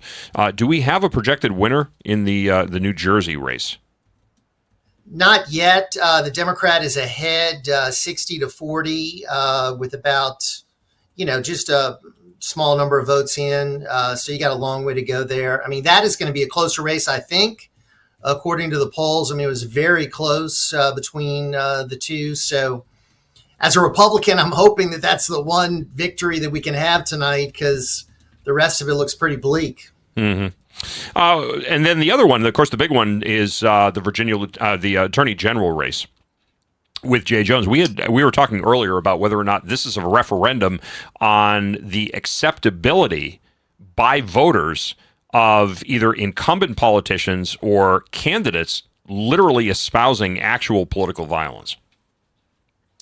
You know, it says a lot about the Democrat Party that none of the major Democrats revoked their endorsement of the guy. You know, the gubernatorial candidate did not. And look, it didn't hurt her. She wound up winning. So, I mean, from, again, the polls that I'm looking at, it's a dead heat. I can't even imagine why this guy is even anywhere close. But he is. And that tells you a lot. I mean, I'm sorry, a lot about Democrat voters. I mean, they'll vote for, you know, you used to always call them yellow dog Democrats. I mean, they'll vote for a yellow dog if he's a Democrat against the opponent, no matter what. And this is another case of that. This guy espoused violence against the House Speaker and his children. And you know, doubled and tripled down on it. And he's in the race. I mean, it's a close race. I mean, and he wants to be the Attorney General, the top law enforcement officer of Virginia, a guy who advocated violence. I mean, that's unacceptable. And I can't believe that so many voters would go along with that. It's unacceptable to you, Jeff. It's unacceptable to me. But obviously, to the vast majority of voters, well, this is just par for the course. And, you know, again, I've said this so many times. What you accept, you can expect. And if we send a message that we are going to accept this type of behavior, it doesn't mean that we go out and cancel people. It means that, listen, you know what, there has to be some accountability for things that you say. And, you know, we can talk in generalities and, you know, we can, you know, we need to go out there and we need to kick their asses. We're not talking about physically kicking their asses. We talk about that in a figurative sense, that we need to win at the polls. But as a colloquialism, we're going to kick their asses. Okay, we get that. But when you're actually talking about espousing actual violence against another person in the political realm or because of differences in how you see things, and then specifically to target their spouses or their children, that's a whole different level of unacceptable. But to some people, that is acceptable, and that's scary. That is called crossing the line, okay? That is called, in my view, unacceptable. And you're right. I mean, too many voters said, okay, no, we're going to give this guy a pass. We're going to accept his lame apology. We like him because he's a Democrat. We're going to vote for him, even though he has espoused violence repeatedly and, you know, backed it up with multiple texts and phone calls. I mean, it wasn't just a one-time deal. So it's a shocking, in my view, reflection of the Trump derangement syndrome, the drift of the Democrat Party toward radicalism. You see it in Mamdani. You see it in these, you know, the shutdown. I mean, they're holding the line for funding of healthcare for illegals. They're putting the nation at risk. I mean, our air travel's risk. People are on SNAP benefits, not getting their benefits. They're doing politics. So you've got a new radical breed of Democrats that I think are going to ascend now with what we've seen. Look at Bernie and AOC. They're sort of the intellectual leaders now of the Democrat Party. Does that help the Republican Party? Does it help the conservative movement, or does it represent a larger existential threat? Because as a critical thinking person, Jeff, I have to look at Bernie Sanders, who is a caricature. This is a guy who got kicked out of a hippie commune because he couldn't pull his own weight. I mean, you want to talk about the blind leading the blind? There is no better example of that caricature-esque type of leader than Bernie Sanders. You want to know why these people are still there? We made them. We made them. Every time, you know, Nancy Pelosi tried to get rid of AOC. Nancy Pelosi tried to get rid of AOC. Hold on, we've got an open. Nancy Pelosi tried to get rid of AOC. The Democrat Party tried to get rid of Bernie Sanders multiple times. The Democrat Party, hell, the black activists on the left tried to get rid of Al Sharpton multiple times because they're political liabilities. Every time they say something, they have to come out to defend it. The problem is we can't stop bringing them up. And because we bring them up, well, when you're attacked by my enemy, you're on my team, I'm going to defend you. It's the same thing we do at the left. There are people on our side of the aisle that we would love to get rid of, but when the left attacks them, we rally behind them. The left has tried to get rid of the socialist, loud, obnoxious element in their party multiple times, but every time we focus on them, they have to rally behind them, and it makes them more popular. We are just as much a part of creating this Frankenstein's monster as they are at this point. And that's why caricatures are popping up on both sides of the aisle. You want to know why we're going to see more AOCs? It's because we can't keep her name out of our mouths. We make her exponentially more popular. Jasmine Crockett is a caricature and an idiot. We make her more popular. You know, I mean, I see the point you're making, and I would just say this: the history is that Bernie Sanders had the nomination stolen from him in 2016. Mm-hmm. The Democrat Party leadership stole the nomination from Bernie. He should have won in 2016. An argument can be made that he should have won in 2020, and they rigged it for Joe Biden. They rigged the Democrat nomination for Kamala Harris in this last election. Democrats don't care about the voice of the people. They don't care about their people. But they do believe that I think Bernie is too radical and socialism is too radical for the country. So they tried to do what they could to stop him from being the nominee. And if there's someone along that same path in 2028, and AOC runs for president, I think she's going to have a lot of roadblocks that the party's going to put in there, because I think it does help the Republicans to help us to have a socialist as the poster child for the Democrat Party. I think it's going to help the Republicans to have Mamdani as the mayor of New York, because this guy is going to propose crazy, ridiculous things that are going to destroy that city. I love New York. I'm sorry that's going to happen. But, I mean, his policies cannot work. They've never worked anywhere in the world. They fail. They don't work. I'm going to challenge you, because I don't think the Democrats actually want to get rid of socialism within their party. They've spent the last 100 years building up this at an intellectual, both in academia, within all of their private organizations, and every organization they back. They have been building this up. They created this Frankenstein's monster. The problem is that AOC and Bernie Sanders are out socialists. If they were quiet, strategic, long-term socialists. Nancy Pelosi was a progressive activist back when she initially first got into office. Look at the tapes of her back in the day.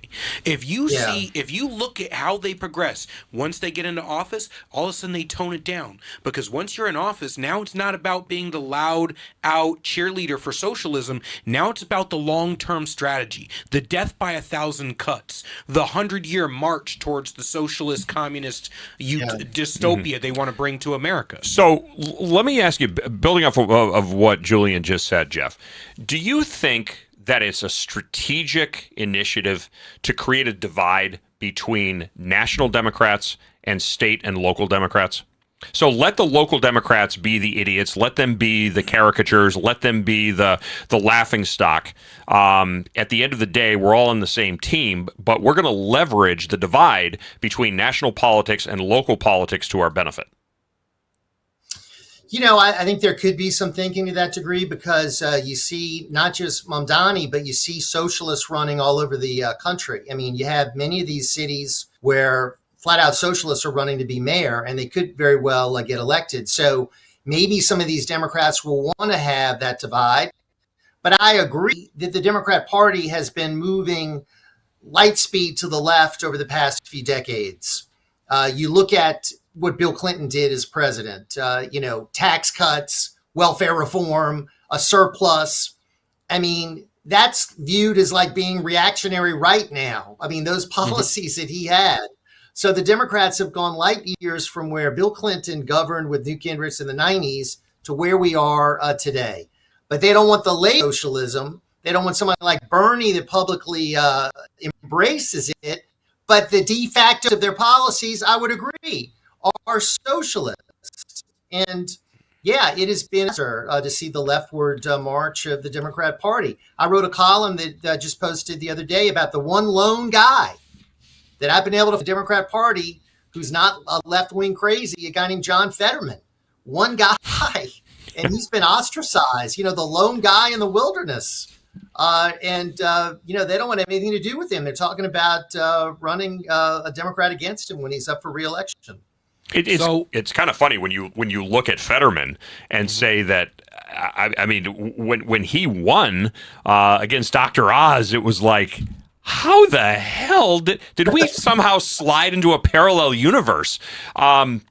But now, I mean, you could consider him a friend of the Republican parties almost. I'm sorry, Dr. Oz had a whole bunch of issues. I complained when we ran him in the first place that this was a joke. It was like a bad joke being played on the GOP. I will never forgive the Pennsylvania GOP for allowing that to happen and for Trump for freaking endorsing him.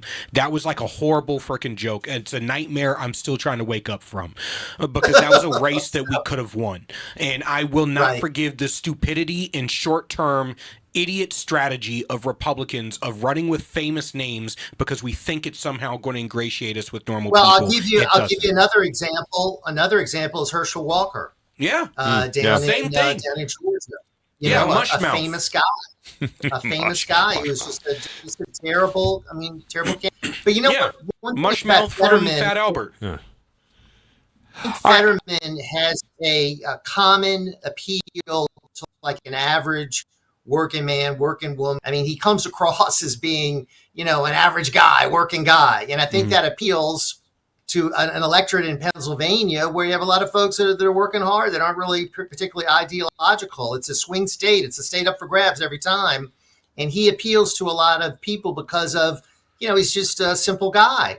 But what he's done in the Senate has been, I think, very courageous because he stands alone on like 5 issues that I pointed out in the column. And there's nobody else in the Democrat Party I can find. There's no blue dogs anymore in the Democrat Party.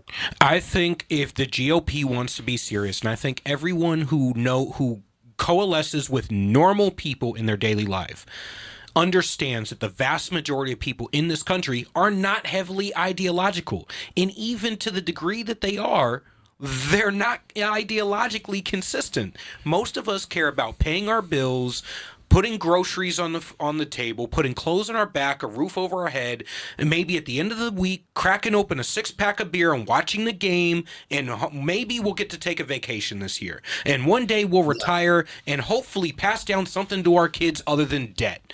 The vast majority of people are kitchen table issue people, and we need to stop trying to promote ideologically and start talking about real solutions on the ground when it pertains to real people's lives and stop the political two-step and political gangbanging that you see in DC. But that's never going to happen because people are making money off of it. And as long as people are making money off of it, you're always going to have the political whores. And that's the bottom line. You talk about Fetterman with his sweatshirt being the common guy. I think I got something. Here's something for your boy Scott Brown. Fetterman Brown 2028. Scott can drive his pickup truck around. Fetterman can be in the sweatshirt. He can be like 2 bums going to the basketball court. That's perfect. There we go. You know? I'll put it like this. The reason why... So, back to the socialism conversation. The Democrats, if we really wanted to stick them with the label of socialism and make it so that they can't run away from it, so that the average person actually gets that vomit, gut-wrenching feeling when they think of the Democrat Party, show that video of all of them standing up during the 2020 primary on stage next to Bernie when every single thing that Bernie said he stood for, all of them raised their hand. Every single one of them. Their argument was not about whether or not they're socialists. Their argument was about, maybe you just shouldn't say that out loud, Bernie. You're calling it a spade for a spade, and then we can't run away from it later, and the media can't cover it for us. And an example of that was that every one of them raised their hand when they were asked whether they would pay for health care for illegals. Yeah. They were all like, yeah, healthcare for illegals. Mm-hmm. And that's not popular with the American people. The American people don't want to be paying for healthcare for people that are here illegally. So that's an example of one of the leftist ideas that are not popular with the American people that can be exposed, as you say, to the centrist voters out there. Then the independent voters are always the ones that make the decisions in an election, the swing voters. And in the last election, those people all went with Trump. That's why he won all swing states. And, in the past, it's gone the Democrat way. So, yeah, I mean, that's a way to do it. Expose their leftism. And they have really gone far, far to the left. No doubt. So, Jeff, you talk about healthcare for illegals, and I want to use that as a seg. But before I do that, I just want to ask you, you didn't happen to be at the Wells Fargo Arena for the DNC 2016, were you? I don't know if you were there. No, I was in Cleveland, but Okay. I was not. No. So I was there. I was broadcasting from Radio Row at the Wells Fargo Arena, and I remember the evening that Hillary Clinton was supposed to accept the nomination. That all the Bernie Bros that were there, and there were quite a few of them. They all had a baked bean supper that night. And the whole idea was to eat enough beans so that way all the Bernie Bros would be flatulent and they would fill the Wells Fargo Arena with the odor of flatulence. Clearly, they didn't take into account the fact that these probably had about 250-foot ceilings with very good ventilation systems, so their efforts disappeared like a fart in the wind, no pun intended. But what was really interesting, there was a lot of people who expected Bernie to make a statement there. And when Bernie turned around and essentially kissed the ring of Hillary and gave his nod to the nomination of Hillary, that's where a lot of people felt betrayed. Mm-hmm. They look at it and said, you know what, this guy is selling us a false bill of goods. He doesn't stand for anything. He can't even stand behind his own principles. He turned around and endorsed his rival. This isn't a sign of unity within the party because he was supposed to be the anti-Democrat party. He wasn't supposed to be a pro-Republican in being anti-Democrat. He was supposed to be the Democrat, socialist, progressive candidate that was going to, save the utopia, save the world and create a utopia. Of course, in the mind of the unemployed basement dwellers. But that being said, he sold out. And so I think he hurt his own cause by doing that. No, but AOC is helping him rebuild it because she's the heir apparent. Well, I guess every octogenarian, socialist needs a piece of arm candy. So another news, that's about... Mr. Producer handed me a card that says 90% of the black vote went for the Dem in Virginia, and I say pretty much par for the course.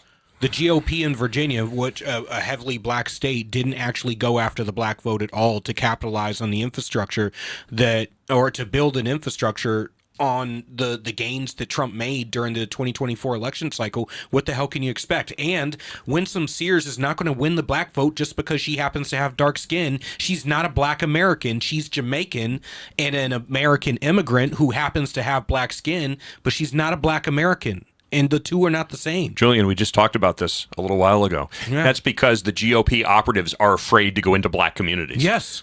They're afraid to go into black communities. Yes. That's the bottom line. Yeah. They're literally afraid to go into these communities because they're afraid that they're going to get their lily white asses kicked when they step foot into the wrong hood. All they would have had to do is go talk to black men and offer jobs and shit the same way Trump did in 2024, rather than... Because they don't know how to connect with people. Exactly. They don't know how to connect with the average voter. Exactly. And that's why they're their own worst enemy. This is why the DC consultants constantly fail us and why we will continue to lose until we start to use real people who can talk to real people.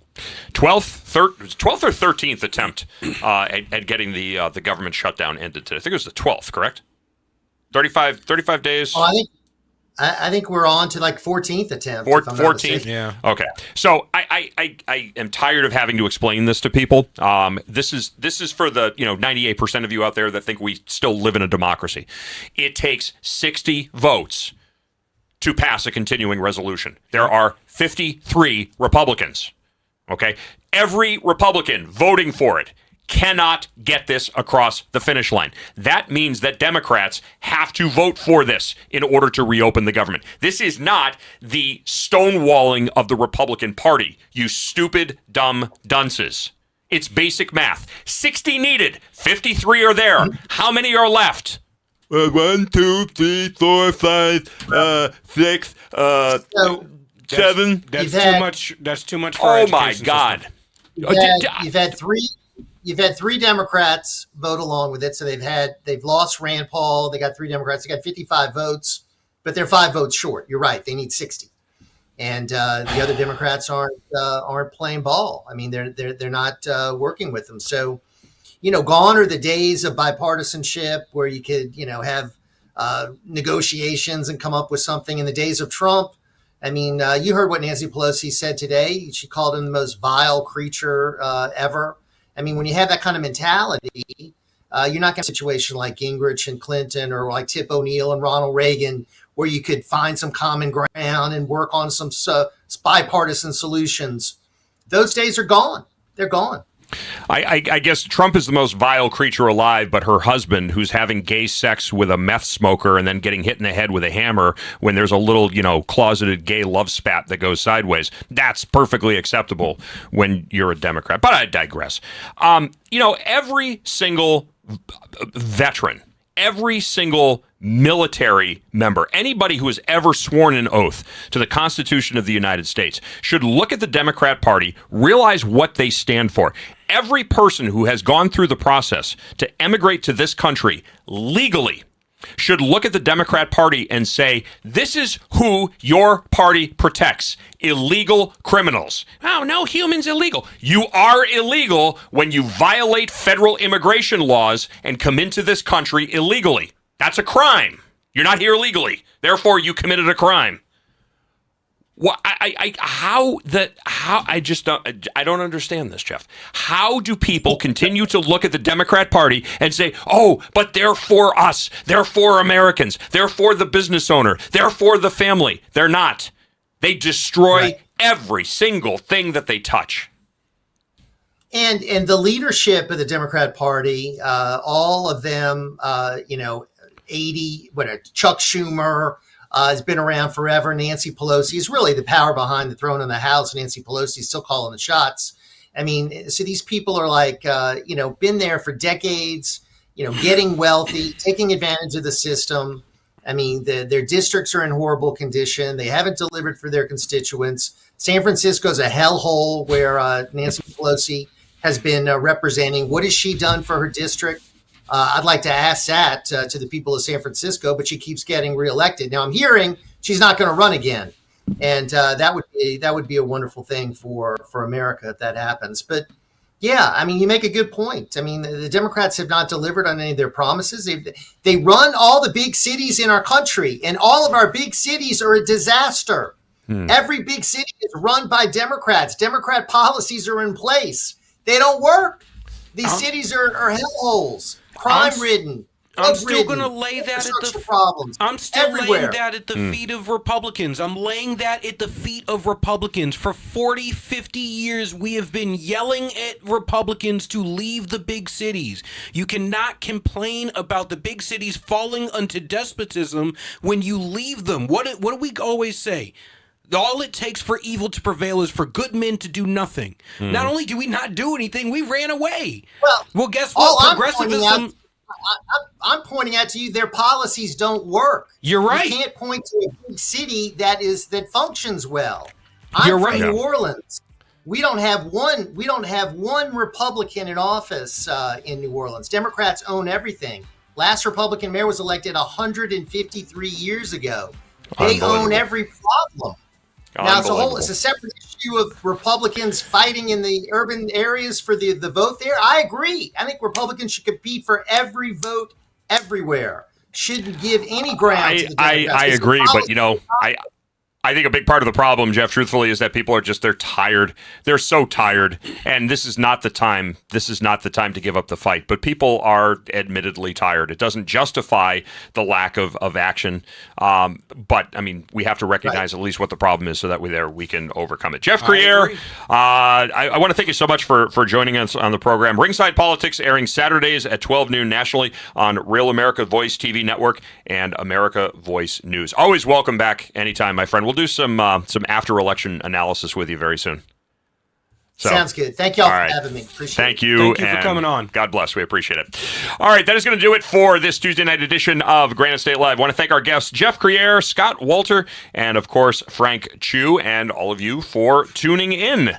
We will be back next week, same time, to do it all over again. Until then, stay safe, be well, God bless, and remember, where's my outro music?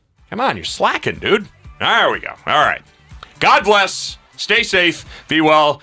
Remember, civility works. Be nice to one another.